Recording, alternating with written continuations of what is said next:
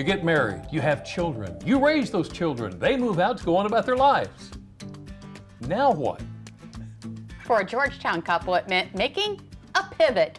When Janet Peterson's husband made a midlife career change, the couple ended up traveling the world. And what they saw became fodder for this book right here. From the Arctic Circle to Zambia and exotic places in between, memoirs of a foreign service spouse who is also a bird watcher. That's the whole title. Well, Janet didn't have to travel far to join us in Historic Studio D today. That is a long title. Thanks for joining us. Glad you're here. Yeah. Good to be here. Tell us about your husband's career. What kind of change did he make? When I first met him, he was a marine mammal biologist, which is a really cool job. But down the line, I adopted a 6-month-old baby when I was 47 years old. Oh my. So we he kind of decided to change careers because he felt like he wasn't making enough money to have a whole household. And anyway, first he joined the Foreign Service when our son was about 6 years old. And we started going to different places overseas. Most places we'd be there for 2 to 3 years. And I started writing letters to family and friends back in Mississippi where we met, and they all kept telling me, you need to put this in a book. So I finally did, and I went back down to Mississippi and spent a week with one of my friends who's a school teacher, and she helped me to edit it and things like that. So it kind of finally came together, but it was not easy. Now, obviously, you traveled many different locations. Yeah. What would you say would be the strangest place you lived? Well, our first place was Cameroon. Very corrupt. The dictator had been in power for like 20 years when we were there. Anytime you came to a roadblock, the gendarmes would try and get money from you or beer. Mm-hmm. But it was also really fascinating too. Because we lived there, I got to meet all the various people. My son was friends, his best friends, one was Jewish, one was Muslim, and their parents were missionaries. Oh, so, quite a bit of diversity there. Mm-hmm. Yeah. We got to see the country from the perspective of someone who was living there rather than as a tourist. And it was just so interesting.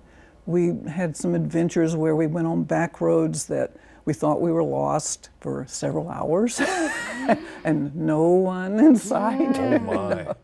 And then we had other times where we went on safaris and saw wonderful animals. It was just, a really fabulous place to live. Well, let me ask you this. Very third world. Mm-hmm. And then after that, we went to Switzerland, as opposite as every possible way as you could imagine. From Cameroon. Loved it there too, of course. And then my husband went to Baghdad, where I couldn't go. So I went back to Mississippi and lived where the house used to be, thanks to Katrina. Oh boy. For a year. How about that? I had to stay in a travel trailer.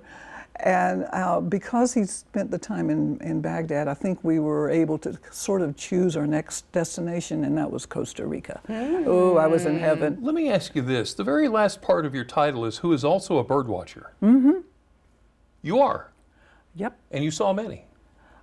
My life list now is 1,597. Oh my Costa goodness. Rica alone, I saw 504 species. Really? Yeah. It was fabulous. You were in a happy place, weren't you? I was very happy. Although it wasn't the safest place. I mean, our first week there, we got dropped off. And the taxi driver was supposed to take us to the Serpentarium. Yeah. He dropped us off in the middle of the red light district.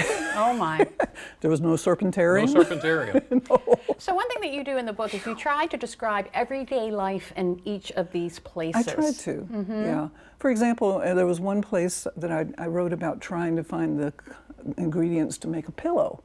I couldn't have a pillow shipped to me because it was too big to go in the pouch, is what they call a mail that we receive. So I had to make my own. And my choices were cotton with lots of prickly stuff in it, or wool with lots of prickly stuff in it. I chose the wool, and then I had to figure out how to clean it. Oh my goodness. Yeah, Dawn detergent in water rinsed a whole bunch of times makes a big difference. And that's just a part of everyday life. Yeah. How about I mean, doesn't everybody do that? you have come up with more stories just off the top of your head. How can we get our hands on your book? Well, it's available from Book Baby, which is the publisher. Okay. Etsy, I have it on Etsy, and if you order it from Etsy, I can sign it and send it to you. Oh. Amazon has it available, but there's a bit of a delay in them shipping it to you. But so yeah, those are the three places. And next on Saturday, the 27th of January, I'll be doing a book reading at the Georgetown Library, followed by a book signing at the Chardin Jewelry in the Circle in Georgetown. Nice. So you can definitely pick it up there too. Very much worth the effort.